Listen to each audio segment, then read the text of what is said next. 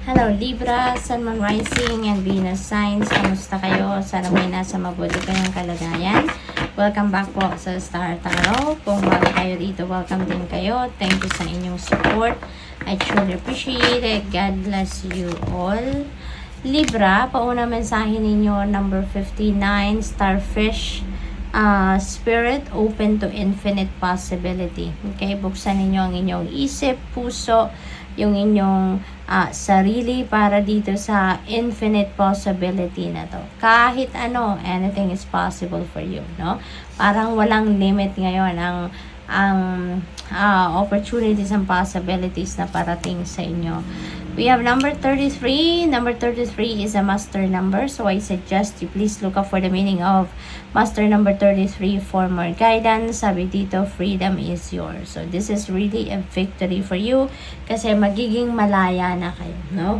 Kahit anuman ang restrictive energy na kinabibilangan ninyo sa ngayon. This is really beautiful kasi this is your victory na makakalaya na kayo, no? You are going to break away from whatever restrictions ang meron kayo, no? Maaring magiging malaya na kayo from a toxic relationship, maaring magiging malaya na kayo sa isang diktador na kasama, katrabaho, boss, mga ganon.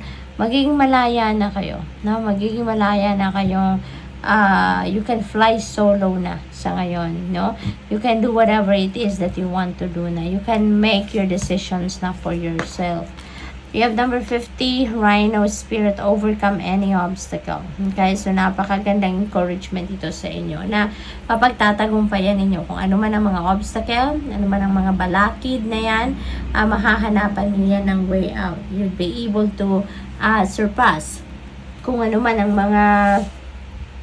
mga hirap or difficulty, obstacles na nararanasan ninyo at this time. You'll be able to overcome that, no? We have number 3, Armadillo Spirit, set healthy boundaries. Okay, so set your healthy boundaries, Libra, kasi maaaring sa sobrang bait ninyo, sa sobrang compassionate ninyo, ay talagang big time na inaabuso kayo ng mga tao sa paligid ninyo. So before it's too late, habang may panahon ka pa, makapag-set kayo ng boundaries, do so para maisalba ninyo ang inyong relationship with that person na baka inaabuso kayo, inaapakan ng inyong mga toes, no? So what else?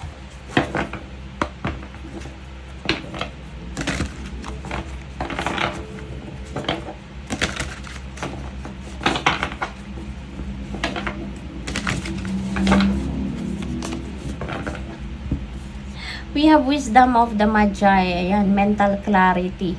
Okay? Maybe ang iba sa inyo naguguluhan. You are seeking for a clarity of mind. Okay? So, maaari, Libra, na ang iba sa inyo dito gulong-gulo ang inyong isipan. At that could be, no?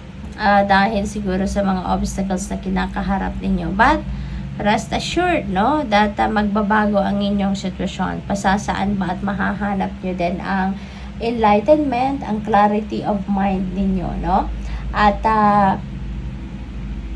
synchronicity din ito, Libra. We have number 50, that becomes number 5, tapos ito number 5. So, that becomes number 55, no? So, I suggest you please look up for the meaning of number 55 for more guidance as angel number 55, okay? We have number 38, personal guide. Ayan, so napakaganda nito, Libra. Nagpaparamdam sa inyo ang inyong guardian angel. Okay, at ang inyong spirit family na nandiyan lang sila. No, nandiyan lang sila. Lagi silang nandiyan, nakabantay sa'yo. Okay, kaya mahalaga na isipin ninyo na hindi kayo nag-iisa. Okay, you are never alone and you are not alone dahil lagi silang nandiyan. What else? We have your eternal spirit, higher self, sacred intuition. So, tune in to your higher self. Kailangan ninyo dito na magmuni-muni kayo, mag-step back muna kayo sa inyong mga pinagkakaabalahan nang sa gayon makapag-connect kayo, no, sa inyong higher self, makapag-connect kayo sa inyong intuition. You'd be able to listen, no, to your intuition. You'd be able to listen to your gut instinct, diba? So, good luck to that. Tingnan natin kung ano pa ang ganap.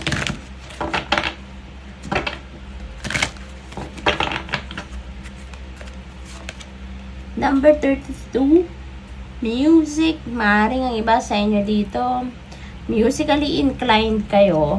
Maaring music, no, plays a huge part sa buhay ninyo, a huge role sa buhay ninyo. Pero for some reason, siguro nagkaroon kayo ng disconnect, ano, sa musika. Maaring for quite some time, nagkaroon kayo ng instance na parang nawala sa buhay ninyo ang musika, no? Kaya ngayon, it feels like to me na you're being invited here, no, to listen to music. You're being invited here to write a music. Depende sa inyong sitwasyon kung ano man klaseng ginagawa ninyo, no, na link sa music. Yun ang pinapanawagan sa inyo na muli gawin ninyo ito. There is another synchronicity dito, Libra. We have angel number 555. So, number 5 na yan, number 5 at saka 3 plus 2 is also 5. So, maraming changes, no, magbabago sa ang mangyayari sa buhay ninyo. Maraming transformation ang paparating. Kaya, be ready with that, okay? We have number 7, personal growth. Napakaganda. No, you are empowering yourself dito. You are up for personal growth. You are up for expansion. You are up for thriving, 'di ba? Ganun kayo, papunta kayo doon. Maybe ngayon maglalakas ng loob na kasi may kalayaan na kayo, 'di ba? Malaya na kayo. Kaya ngayon, siguro malaya na kayong gawin ng mga gusto ninyong gawin, and maybe you are heading towards improving yourself, no? So napakaganda. What else? We have number 88. Ang swerte ninyo sa ngayon. Doubling 8. And number 8 resonates with financial, material, success, infinity. Doble siya. Kaya napakagandang period ito sa buhay ninyo. You are about to experience financial abundance, no? Prosperity, yung ganon. So, napaka-powerful ng energy ninyo sa ngayon kasi nandoon kayo sa high energetic frequency of manifestation of abundance. So, napakaganda. Good luck. Thank you for watching. Love and light. Namaste.